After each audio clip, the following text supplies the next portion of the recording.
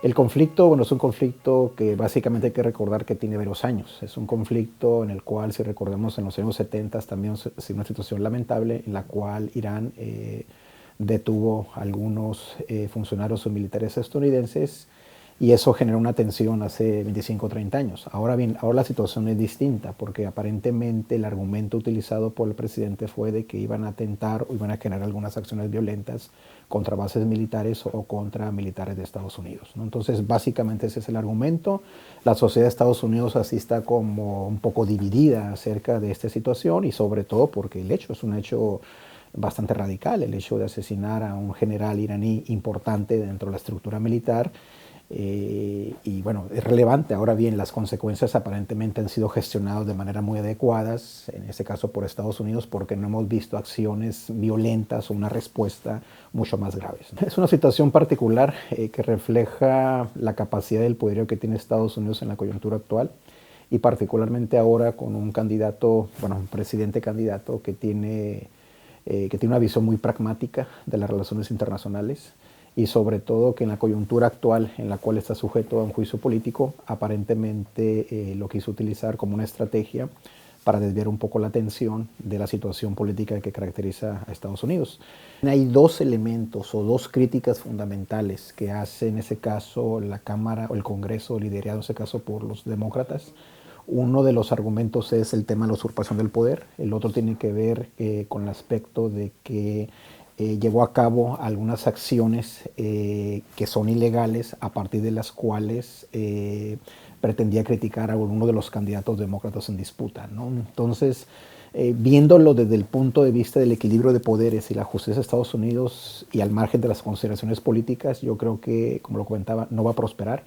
Sin embargo, refleja este tema que me parece muy importante destacar, lo que es cómo en una situación como esta se ponen en equilibrio o desequilibrio los tres poderes, el judicial, en ese caso el ejecutivo, y en ese caso el Congreso, ¿no? Entonces, este tema de los equilibrios poderes es un aspecto fundamental de la historia política de Estados Unidos y al margen de que no vaya a prosperar, yo creo que es un tema importante porque simplemente el día de hoy inicia precisamente la deliberación de estos dos cargos que estamos comentando y yo creo que la argumentación legal, jurídica, institucional que vayan a plantear en ese caso sobre todo los congresistas demócratas liderados por sus representantes va a ser un aspecto importante a considerar. El desafío que tienen los demócratas es cómo van a salir de este proceso.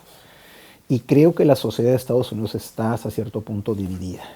¿Por qué? Porque están viendo de que no hay, si bien hay ciertos argumentos legales y políticos para hacer alguna acusación de alguna irregularidad, no hay los suficientes elementos, de mi punto de vista, legales para hacer una acusación como sucedió en el caso de Nixon en los años 70, ¿no? El segundo lugar, y también sucedió con Clinton, cuando se dio la situación particular que él vivió, la economía de Estados Unidos es una economía que está creciendo bastante, ¿no? Entonces, son factores que los ciudadanos de Estados Unidos van a valorar y están valorando. Incluso nuestras comunidades migrantes de origen hispano, también hay que ver que tenemos una estratificación social, es decir, tenemos migrantes de clase media alta que se han visto beneficiados desde esta perspectiva. En cuanto a los candidatos demócratas, pues se espera en los próximos meses una decisión al respecto. Creo que hay algunas alternativas interesantes, como Elizabeth Warren, sobre todo, que es la que aparentemente tendría más posibilidades. Biden también, pero sin embargo el caso de su hijo, que ha sido cuestionado precisamente por Trump, creo que le puede restar debilidades. Creo que va a ser interesante los temas que puedan plantear en este caso los demócratas, y uno de ellos pues es el tema de las reformas al sistema de salud, el tema de cambiar el enfoque de los migrantes y sobre todo lo que se avecina en próximos meses, ¿no? Que es para a partir de junio que se pueda ratificar el Tratado de Libre Comercio, que curiosamente las dos iniciativas han sido firmadas con candidatos republicanos, no demócratas, ¿no? Por lo tanto, las oportunidades de tratar de cambiar el escenario político para el próximo año en Estados Unidos, vaya, yo lo veo, bueno, para este año yo lo veo un poco difícil por parte de los demócratas, pero yo creo que el reto es plantear ese tipo de temas. Salud, el tema de migración, alternativas laborales, el tema de las dudas de algunos excesos del poder, ¿no? Y el tema es que las encuestas hay una cierta división, ¿no? Entonces, Creo que va a ser un proceso muy importante y que para México sin duda alguna es fundamental. Hay que recordar que el año pasado también visibilizó el tema, en ese caso, los migrantes. El otro aspecto importante que hay que destacar y relacionado con el tema de Davos es que, bueno, mencionó los logros que ha tenido la economía de Estados Unidos, los acuerdos que ha hecho con China, la relación que ha tenido un poco de control con Corea del Norte. Es decir, son situaciones muy importantes a su favor. En cuanto al tema de los migrantes, creo que es una situación relevante porque ese tipo de procesos van a seguir. Y van a seguir porque lamentablemente la economía y la sociedad en algunos países de Centroamérica como Honduras y El Salvador es muy crítica. Desde esa perspectiva son situaciones que favorecen la visibilización de ese tema y sobre todo porque, como lo vimos el año pasado, ¿no? El hecho de que aquí en Tijuana pudiéramos apreciar de cómo estaban tratando de cruzar hacia Estados Unidos. Entonces son situaciones que lo favorecen.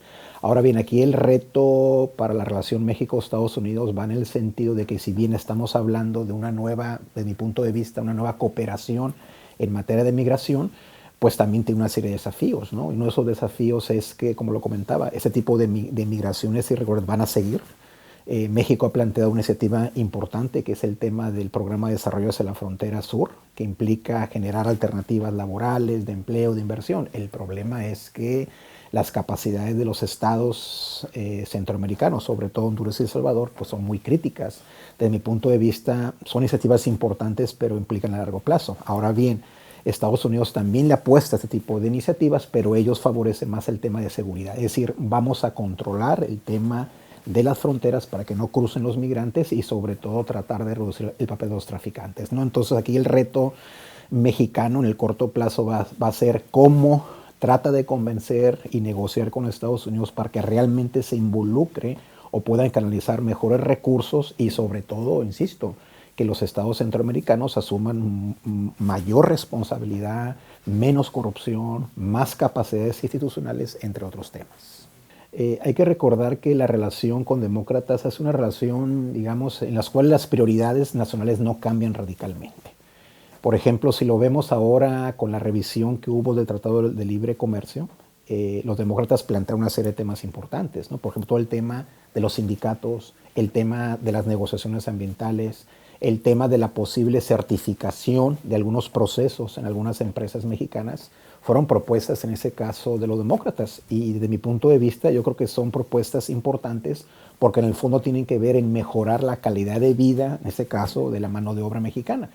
Entonces yo vería que hay oportunidades con los dos actores y sobre todo el reto mexicano es cómo aprovecho estas oportunidades y sobre todo lo que hemos visto aquí en esta frontera, ¿no? El hecho de convivir con California y con Texas son iniciativas importantes que México debe de plantear en el contexto de posiblemente el Tratado de Libre Comercio, ¿no? O sea, cómo generamos alternativas laborales para jóvenes, profesionistas, pero no solamente a través de la industria maquiladora, ¿no? Sino también a través de micros, pequeñas y medianas empresas que puedan generar una serie de beneficios, sobre todo para este tipo de actores sociales.